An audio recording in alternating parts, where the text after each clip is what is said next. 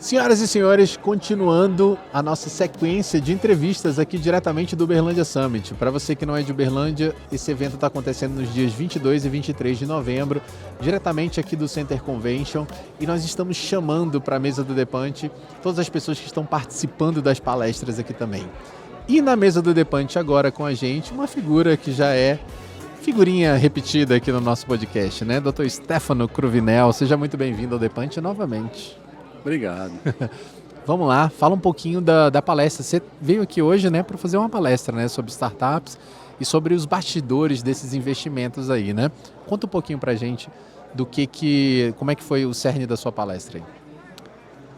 Basicamente, para passar algumas mensagens, né, contar alguns casos que são extremamente emblemáticos na minha carreira, alertar as pessoas um pouco dos riscos de M&A, de startup, de que o dinheiro não pode vir a qualquer preço e o que acontece atrás das cortinas, dos aportes. O que precisa para ter um aporte, o que precisa de ter de organização corporativa, de teste, de ideia inovadora, seja numa startup, que é o CERN, mas seja num negócio tradicional. Então eu dei vários exemplos de como pensar de forma inovadora dentro de negócios tradicionais. Então, né, você pode ter uma indústria, isso foi um dos pontos da palestra também, você pode ter uma indústria de xícara e ter um DNA de inovação, de crescimento, ver que tem uma oportunidade num público específico e colocar um neon na xícara. E vai vender xícara de R$8 por R$50, onde o custo era 3. 3 para 9 seria R$6 aí de lucro. Quando você escala para 3 vezes o custo por causa do neon, você vai para 9, vende a 50, ou seja, você está tendo 41 de margem de lucro bruto. Ou seja, pensou diferente, pensou de forma inovadora num business tradicional. Então, esse DNA de inovação, olhar para onde as pessoas não estão olhando, fazer o que as pessoas não estão fazendo, pôr mais energia nisso, pôr mais vontade. Fiz até um desafio lá para o pessoal. Me conta um pouquinho desse desafio aí. Eu gosto de provocar as pessoas a pensar, não a agir somente. Então, em dado momento ali, eu falei que o mais importante era olhar para onde ninguém está olhando. E no final da palestra eu perguntei, quem aqui está preparado para receber esse cheque? Levantei um cheque. E agradeci, o pessoal achou que tinha encerrado a palestra, mas não tinha encerrado. Eu fiz um desafio, eu voltei e pedi para uma pessoa ter coragem de levantar e ir lá ao palco e ler uma frase. Ninguém se levantou. Ninguém teve coragem de ir lá ler uma frase. E aí é onde eu coloquei o seguinte, bom, todos aqui ficam com a sensação de vontade de fazer algo novo, vontade de fazer diferente, vontade de ter o carro que ninguém tem, a casa que ninguém mora, mas ninguém está disposto a ter a coragem de fazer o que ninguém faz. E foi bem reflexivo, pelo menos para a minha visão ali como palestrante, a pensamento das pessoas, né, por trás disso. E aí, no momento de perguntas, posterior a isso, uma das perguntas foi me provocando com relação a o que faria com uma startup que está na gaveta, que ficou 9 meses sendo tentada. A minha pergunta para a pessoa foi, você quer tirar isso da gaveta? Então vem aqui pegar o cheque. Nossa. Então foi forte, porque as pessoas querem muitas coisas, mas não estão dispostas a pagar o preço para ter aquilo. O preço é a vontade, o engajamento, pensar fora da caixa, seja num negócio tradicional, um business comum, seja num negócio não tradicional. Que é uma startup resolvendo um grande problema. Essa visão também de equity, de valuation, de não vender o ativo ali, né? Não vender uma fazenda de 100 milhões, vender 30 milhões por ano de faturamento, que vai dar um valuation de 200 às vezes, num fluxo de caixa descontado. Então, essa visão de negócios, de governança por trás de um negócio. Porque não adianta você querer um cheque, dinheiro tem demais no mercado, muito. E muita gente quando pega o cheque não sabe o que fazer também, né? Acha que é só ter o dinheiro no caixa também para movimentar, mas saber acho que até sabe, o problema é que executa mal, às vezes aplica mal o valor. E hoje o comprador, o investidor, ele não é amador mais. No começo você acha que a galera tava, tipo assim, tinha muito dinheiro, tipo assim, não, vou apostar com força, E hoje a galera tá mais, não, peraí, vou segurar essa onda aqui para não... Todo mundo conhece alguém que pôs 50 mil, 30 mil, emprestou para um primo, tem uma ideia mirabolante lá e perdeu dinheiro. Todo mundo. Tem algum caso na família disso. Só que as pessoas vão evoluindo a maturidade com o tempo. Então as pessoas viram que isso não é tão fácil igual parece e tal. Então esse mercado vem se amadurecendo.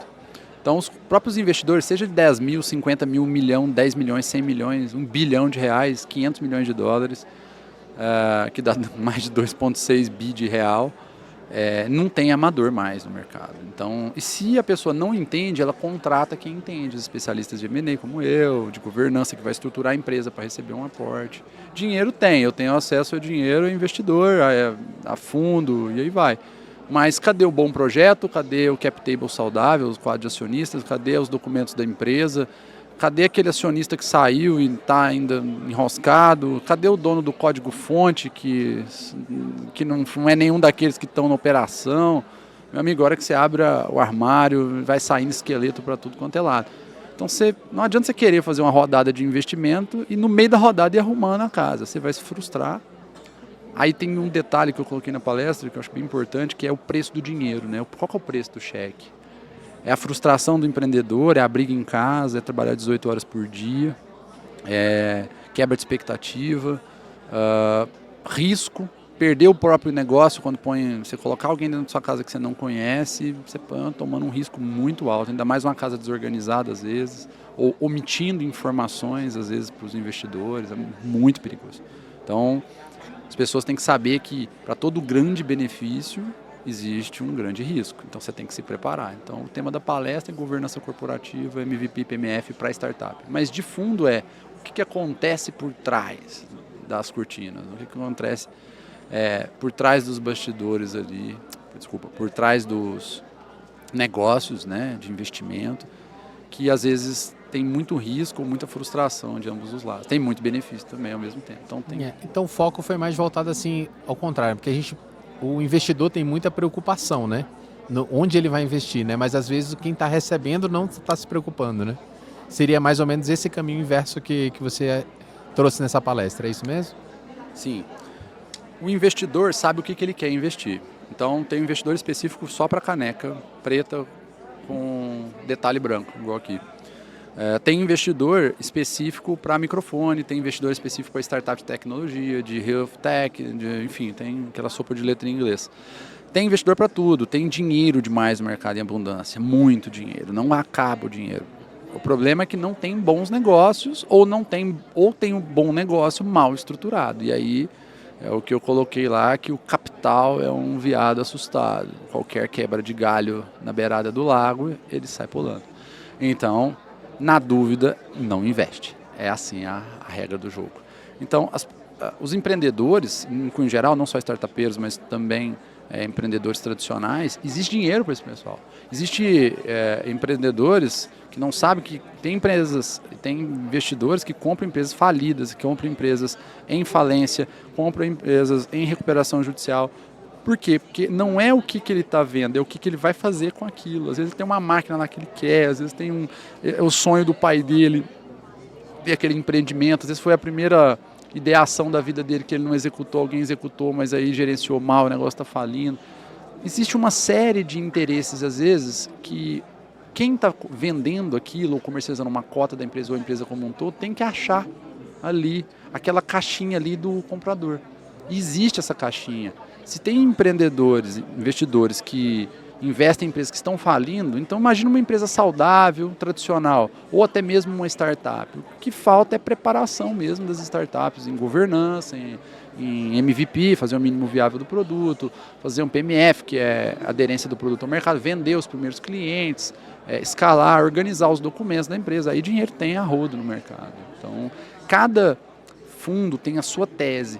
Cada investidor tem sua tese de investimento. Se você conseguir associar a tese de investimento com aquele empreendedor que tem aquele produto, ou aquele serviço, ou aquela startup, a fusão é quase que inevitável. Só que tem que associar isso a um especialista de M&A para não ter aqueles jabutis no contrato que ele vai perder o controle do negócio. E é muito interessante que isso, você está entregando isso através da Evid Júri, né? Ou não? É através Do grupo. do grupo mesmo, né? Do grupo mesmo.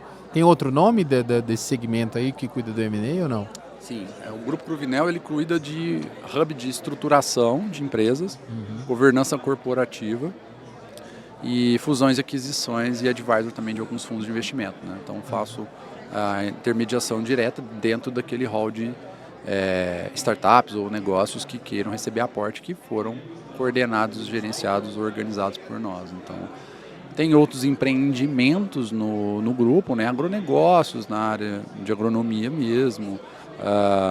Só que para o tema da palestra hoje era basicamente esse. Né? Tem mais 3 empreendimentos ali. E quando é que é tarde demais para procurar um profissional que vai tratar de toda essa parte de M&A? Depois que assinou já ou não? Aí você está na contingência, né? Eu até dei um exemplo do hipotético Marcelo lá na imagem, né? Que é uma pessoa que estava com a mão na cabeça lá, desesperada. Dado momento eu dei até um exemplo real. Marcelo foi um nome fictício, mas o exemplo é real. Um empreendedor perdeu o negócio, perdeu o controle da operação, nos procurou já para ir para um ambiente judicial, né? Um ambiente jurídico, já ir para ir de júri, né? Para fazer provas, para processar o investidor dele, que tomou realmente o negócio dele. Só que as regras dos contratos foram tão bem desenhadas e os procedimentos foram tão bem feitos que é de difícil qualificação a responsabilidade do investidor. Realmente foi um M&A hostil, realmente foi cláusulas teoricamente abusivas, mas foi seguindo aquele procedimento ao tempo. Ele perdeu em 2 anos o controle do negócio que ele mesmo criou. Um negócio que já faturava na casa de várias centenas de milhares por mês, então já era um negócio milionário, já era uma microempresa aí faturando 2, 3 milhões por ano, né, em uma expansão, dobrando de tamanho por ano, que tomou um aporte ali grande para o equity que foi cedido. Então o aporte foi muito alto para um equity pequeno, só que tinha regras muito hostis no contrato que eles não perceberam. E aí, ao longo das tratativas, ele foi se perdendo oxigênio até o ponto que ele parou de respirar. Impressionante, né? É tarde demais, né? Um ponto desse é tarde demais, né?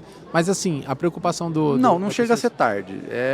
Diria que ele vai ter que entrar num ambiente judicial, uma ação de 7, 8 anos aí, para reaver uma parte do dinheiro perdido, uma parte do negócio. Tudo não vai ser possível. Então, assim, não é perdido, mas ele vai requisitar mais investimento do que ele faria, por exemplo, para se estruturar e fazer um M&A saudável. Mas por que você acha que as startups, às vezes, elas não estão preocupadas em olhar para esses contratos inicialmente?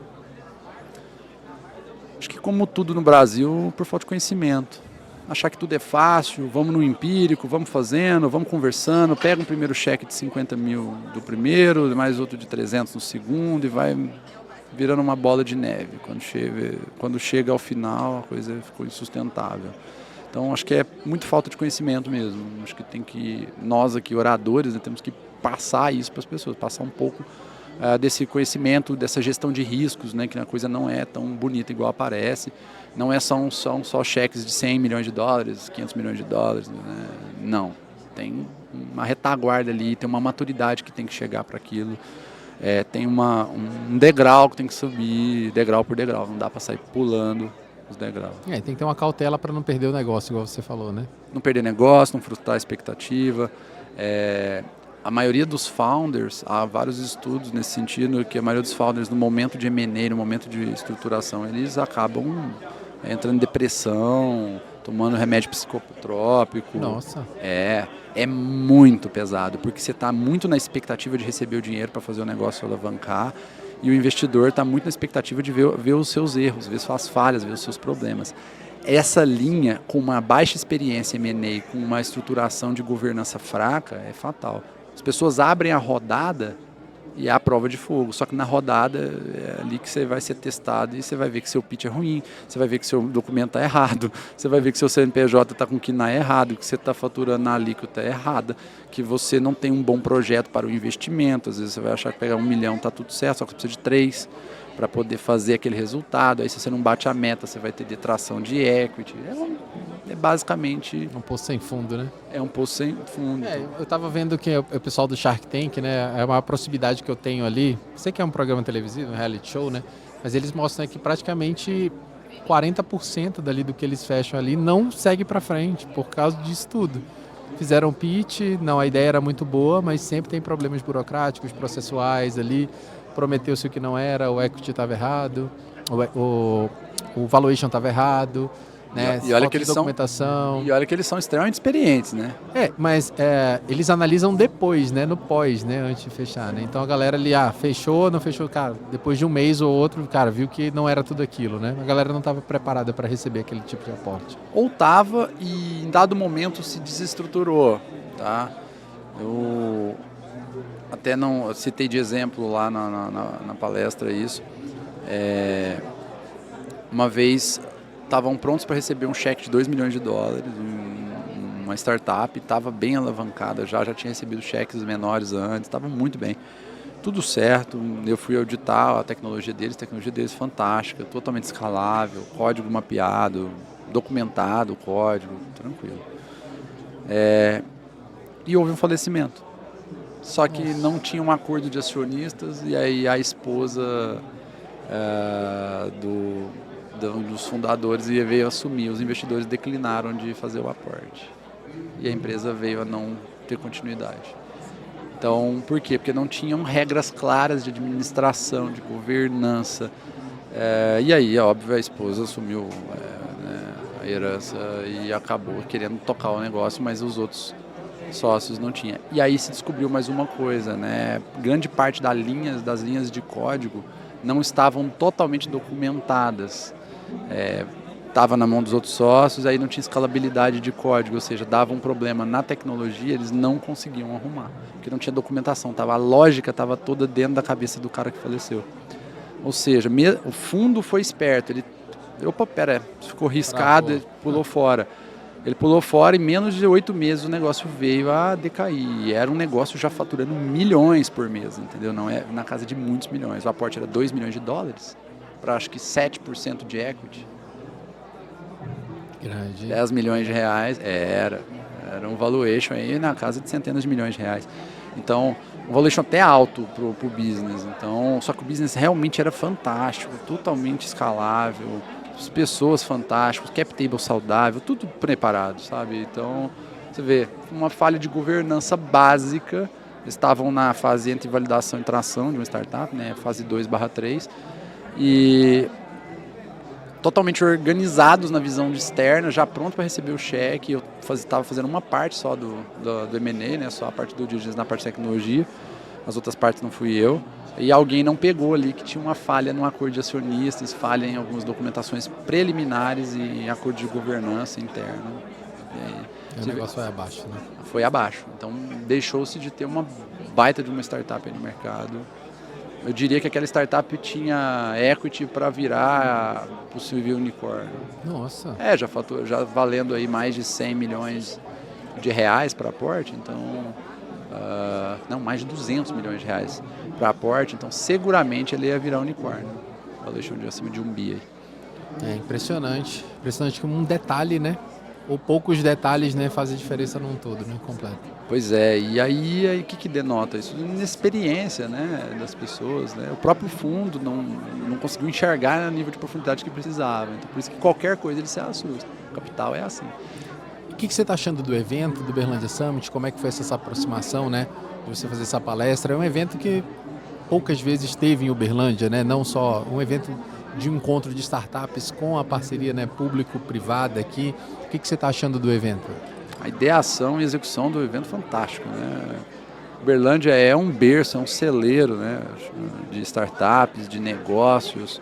É uma cidade próspera demais, muito bem administrada a cidade. Então, eu acho que precisava disso, entendeu? Faltava, às vezes, a vontade de alguns empreendedores para fazer algo dessa camada, né? Então, muito bem organizada o evento. Eu tive pouco tempo no evento antes da palestra, em virtude de alguns compromissos, mas até onde eu vi, não vi nada análogo na cidade nos últimos anos. Legal, sensacional. Stefano Cruvinel, senhoras e senhores. Obrigado pela tua participação mais uma vez. A gente está fazendo esses episódios pequenos. Eu acho que o nosso último episódio foi umas 2, 3 horas. Foi bastante longo. A gente está fazendo esses episódios pequenos aqui para o evento. Queria desejar sucesso para o Grupo Cruvinel, tá? A gente sabe que vocês estão trabalhando em assuntos muito sensíveis, né? São áreas de serviço, entregas de serviço muito sensíveis, que é evidência jurídica, essa parte de M&A, né? E estão fazendo um trabalho excelente aí no mercado, né? Queria parabenizar o seu trabalho, o trabalho da sua equipe, desejando sucesso sempre e que a gente se encontre no próximo episódio, né? A gente tem que se encontrar em outro episódio. Quero sim, eu quero contar um case para você de uma empresa que acabou fazendo algo totalmente surreal no mercado, uma coisa bem diferente aí dos nossos tipos de casos que a gente atua, foi bem legal. Acho que é um business case bem legal e eu queria te convidar também. Hoje estou sempre sentando na tua mesa, então você sentar na minha lá conosco. Ora, simbora, qualquer hora, né, Arabi? Vamos lá, vamos junto, não vamos? Tá bom. Grande. Obrigado. Aqui, é o soquinho do Depante aqui, ó. Soquinho do Depante. Obrigado de verdade, sucesso. E simbora aproveitar o evento, né? Bora.